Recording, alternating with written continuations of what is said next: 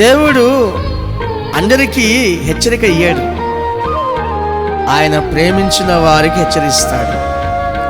ఆయన యందు భయభక్తులు కలిగిన వారిని హెచ్చరిస్తాడు. ఆయన యందు విశ్వాసం ఉంచిన వారిని హెచ్చరిస్తాడు.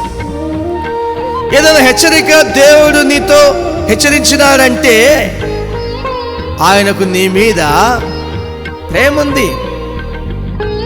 నువ్వు విపత్తుల్లో పడకుండా కాపాడడానికి ముందుగానే ఒక కేక వేస్తాడు, హెచ్చరిక కేక.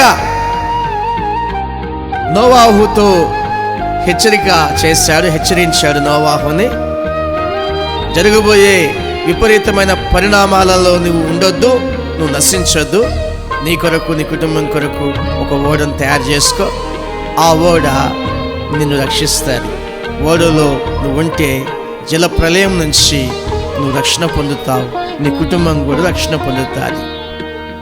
విశ్వాసమును బట్టి దేవుడు చెప్పిన మాట విని ఒక ఓడను తయారు చేసుకొని తన కుటుంబం అంతా కూడా ఓడలో ప్రవేశించారు. దేవుడు చెప్పినట్లు రానే వచ్చింది ప్రళయం.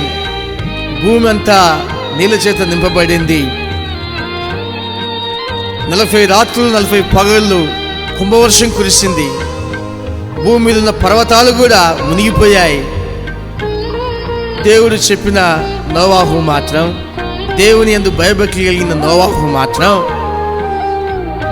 దేవుని మాట విన్న నోవాహు మాత్రం పడవలో ఉంటూ తన కుటుంబంతో ఉంటూ సంతోషంగా ఉన్నాడు.